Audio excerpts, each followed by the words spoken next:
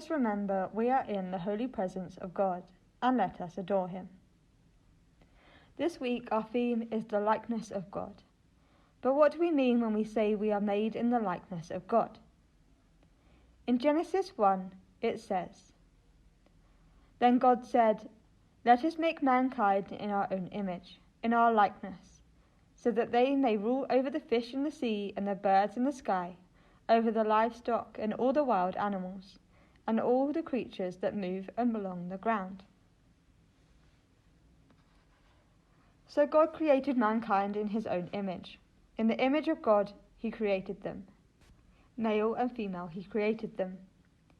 The animals that precede Adam are created according to their own kind.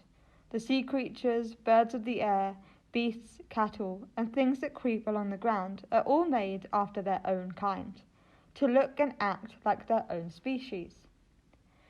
This distinction, however, is not made of the Adam. Humanity is uniquely introduced as created in the image and likeness of God. Man's image is not simply of himself. He also shares a likeness to his Creator. In some way, mankind is made after God's own image. In addition to this unique mould, humanity is specified as female and male, and given dominion over the animals that precede him. God so loved man that he sent Jesus in the human form to save us, as told in John's Gospel. "For God so loved the world that he gave his one and only Son, that whoever believes in him shall not perish, but have eternal life." In God becoming man, he echoes that we are made in his image, that God as Christ is the embodiment of his words, "Let us make mankind in our image."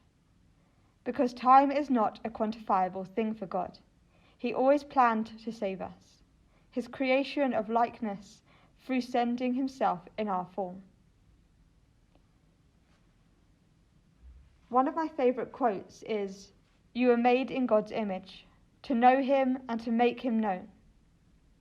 We are made to be like God, to be his humanly image, so that we can know him as a son knows his father, but also so that we can carry on his work in human form, so that we can share the good news, so that once Jesus has ascended into heaven, we were able to carry on his works, the works of God, in the same form that he had taught us. Creator God, you built the world and everything in it. When you created man and woman, you knew it was very good. When you created me, you made me in your own image. Be with me today, so that everyone I come into contact with sees my attitude, actions, and character in such a way that reflects glory on you who created me. Live Jesus in our hearts forever.